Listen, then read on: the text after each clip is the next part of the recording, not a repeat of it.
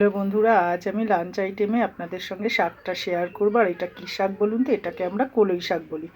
চলুন এই শাকটা আমি কিভাবে তৈরি করলাম সেটা আপনাদের সঙ্গে আজকে আমি শেয়ার করব। আমি যেভাবে করব সেভাবে কিন্তু আপনারা অতি অবশ্যই একবার করে খেয়ে দেখবেন। অসাধারণ লাগে এই শাকটা। এই শাকটা কিন্তু আমরা সবসময় হাতের কাছে পাই না।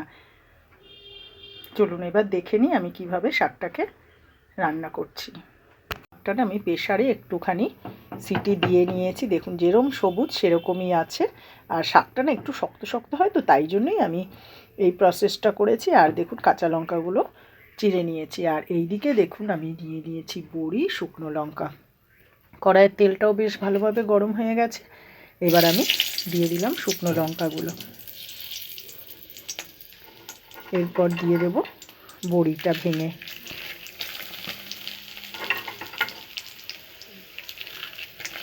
বেশ খানিকটা বড়ি দিলাম। বড়িটা একটু ভাজা করে নেব।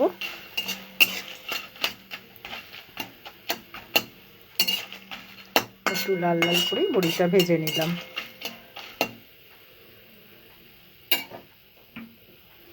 এরপর আমি শাকগুলোকে দিয়ে দেব।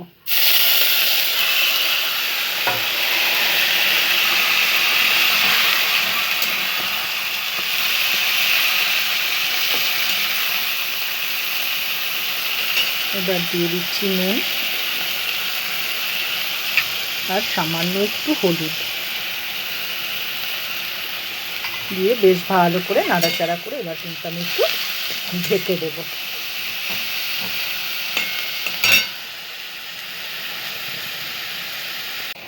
দেখুন জলটা একেবারেই হয়ে গেছে। এইবার আমি দিয়ে দেব পরিমাণ মতো আদা বাটাটা।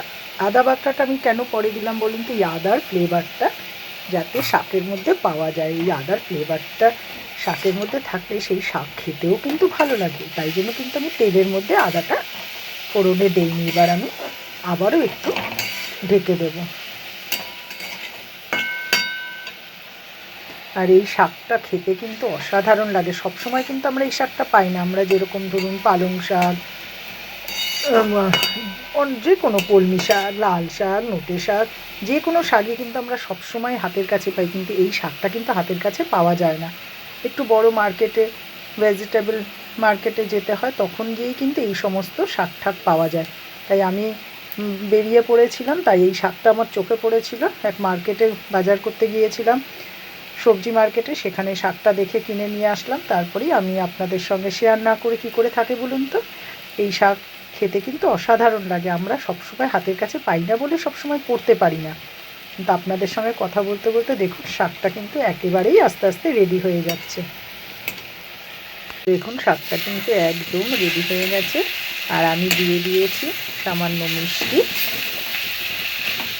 আর এইবার সবশেষে দিয়ে দেব একটু চাল গুঁড়ো। এই শাকটার খেয়ে একবার করে দেখবেন, অসাধারণ লাগে। এই যে চাল গুঁড়োটা দিলাম, আমাদের বাঙালরা এই চাল গুঁড়োটাকে শাকের মধ্যে দেওয়ার পর কি বলে জানেন? পিঠালি। আপনারা হয়তো কথাটা শুনে হাসবেন। আর এইবার দেখুন শাকটা একদম টাইট মতো হয়ে যাবে। খেতে কিন্তু অসাধারণ লাগে। আর আপনারা যদি মনে করেন ঘরে চাল গুঁড়ো নেই, শীতের সময় তো চাল গুঁড়ো থাকেই, যদি মনে করেন গরমকালে কোনো কারণে চাল গুঁড়ো ঘরে নেই, এমনি চাল গুঁড়ো ছাড়াই খাবেন, একেবারে তৈরি শাক।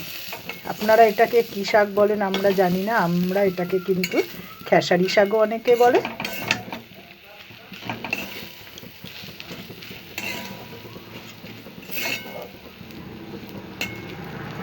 একেবারে রেডি। এভাবে আপনারা অতি অবশ্যই একবার শাকটা করে খেয়ে দেখবেন। আর চাল গুঁড়ো ছাড়াও কিন্তু শাক ভাজাটা খেয়ে দেখবেন কেমন লাগে। অতি অবশ্যই কমেন্ট করে জানাবেন যে শাক ভাজাটা আপনাদের কাছে কেমন লাগলো। লাইক, কমেন্ট, শেয়ার করবেন। আর ইউটিউব চ্যানেলটা ফলো করলে অতি অবশ্যই সাবস্ক্রাইব করে দেবেন।